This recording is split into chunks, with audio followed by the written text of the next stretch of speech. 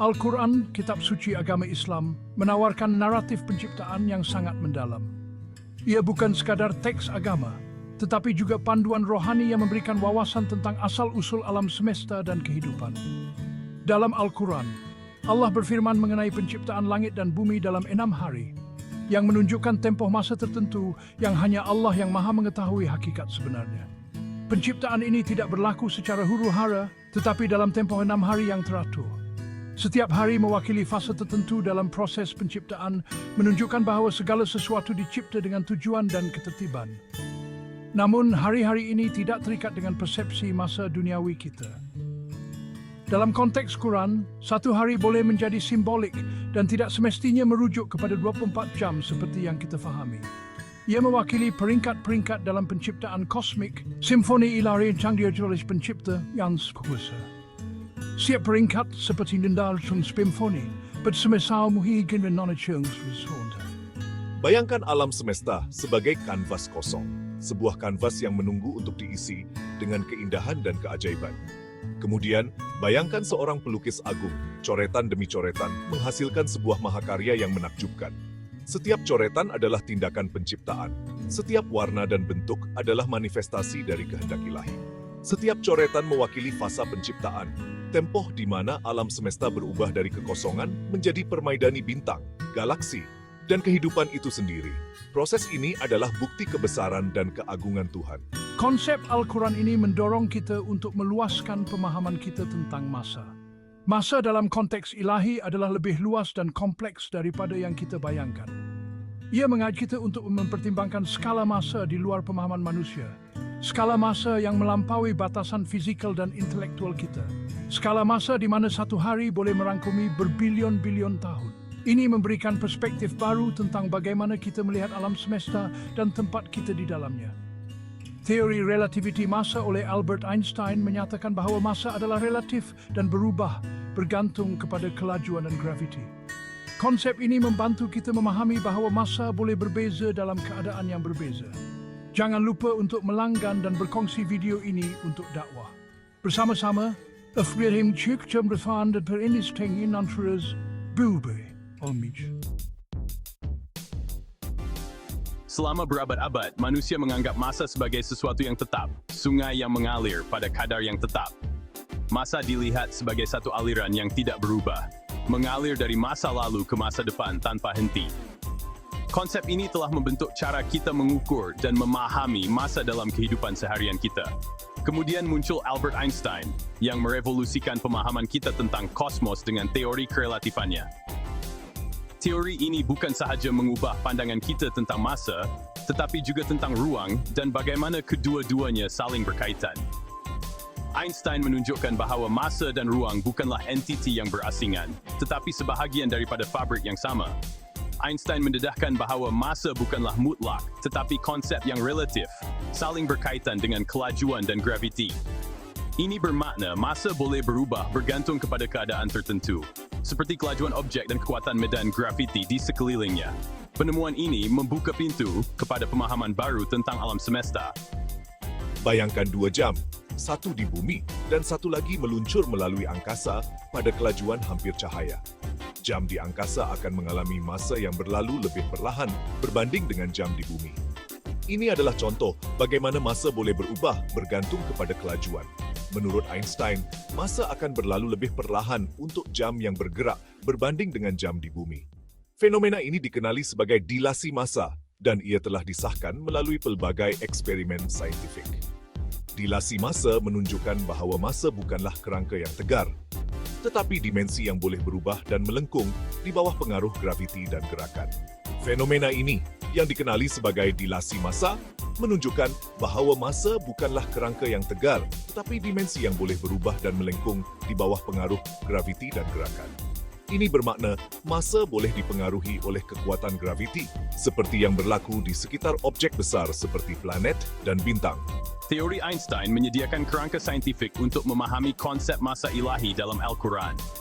Dalam Al-Quran, masa sering digambarkan sebagai sesuatu yang tidak terikat oleh batasan dunia fizikal kita.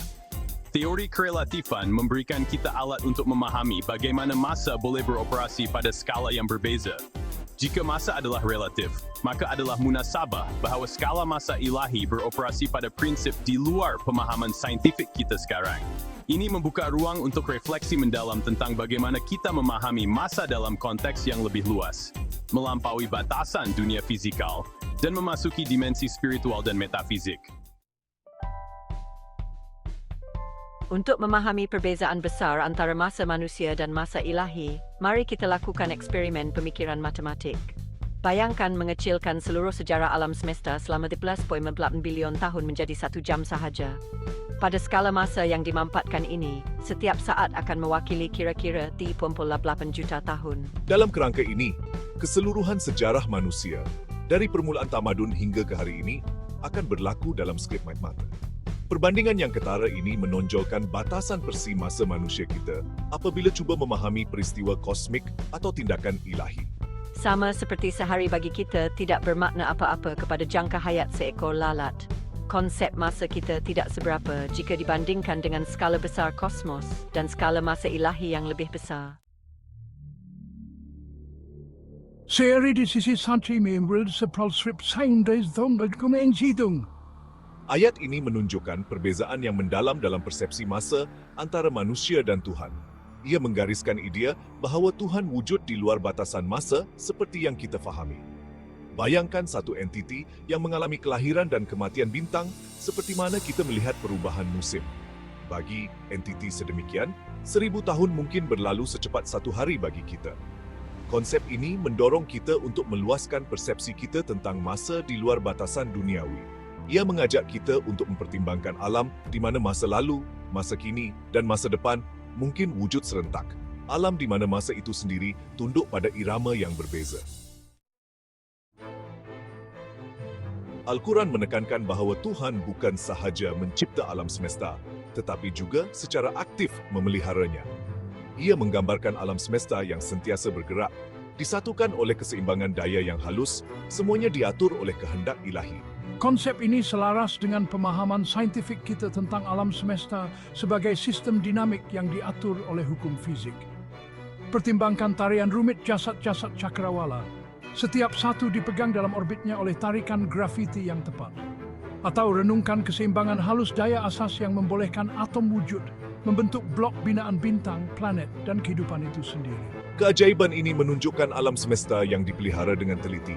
Bukti kepada kuasa kreatif yang berterusan yang melampaui pemahaman terhad kita. Hebatnya, gambaran Al-Quran tentang asal-usul alam semesta mempunyai persamaan yang ketara dengan teori letupan besar, yang merupakan salah satu teori saintifik yang paling diterima secara meluas mengenai permulaan alam semesta. Model kosmologi ini menerangkan bagaimana alam semesta bermula dari satu titik yang sangat kecil dan padat, kemudian berkembang dengan pantas menjadi alam semesta yang kita kenali hari ini. Al-Quran menggambarkan alam semesta berasal dari satu titik tunggal, yang dalam istilah saintifik dikenali sebagai singularity.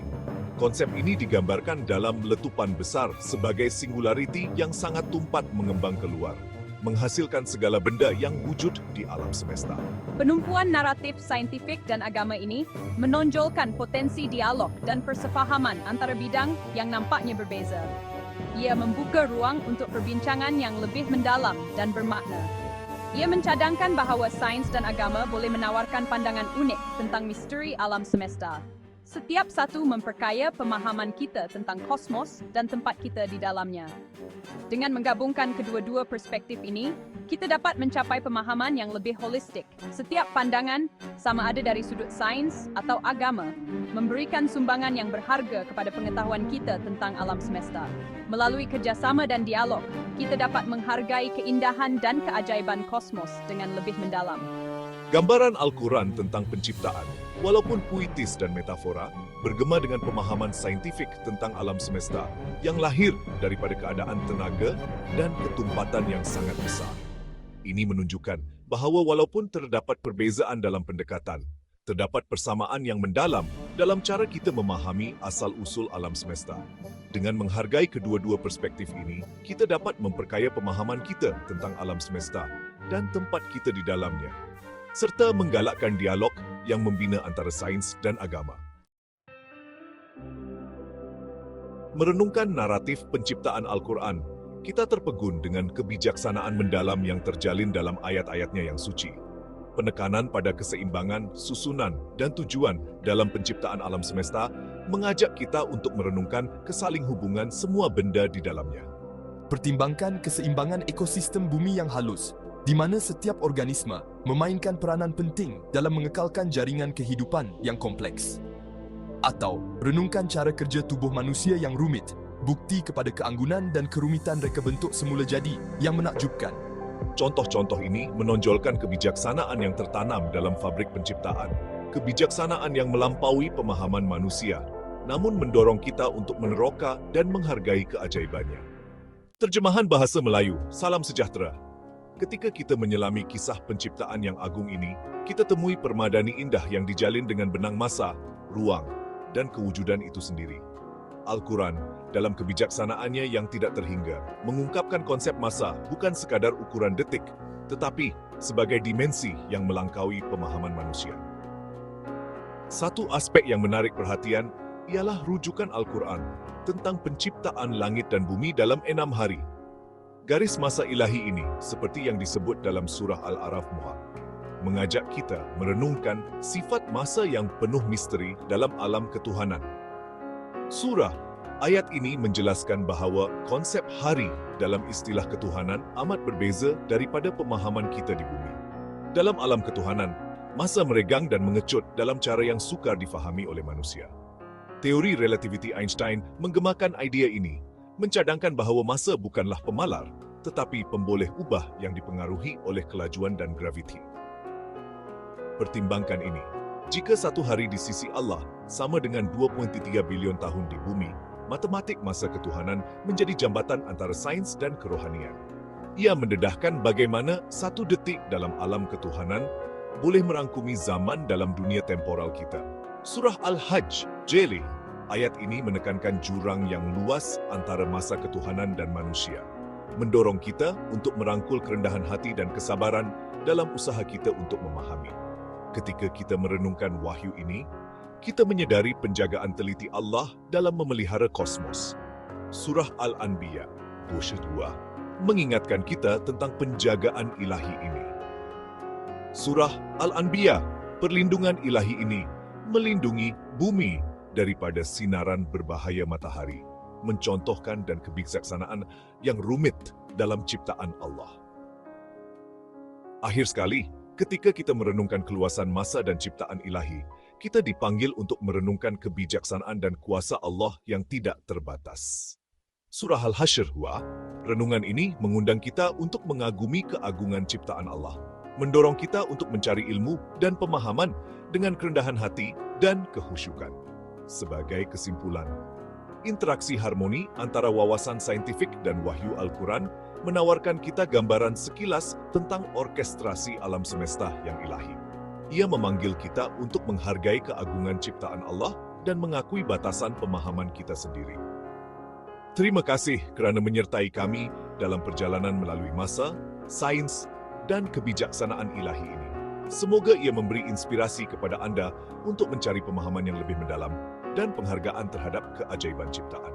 Sehingga bertemu lagi, renung, fikir, dan kekal ingin tahu.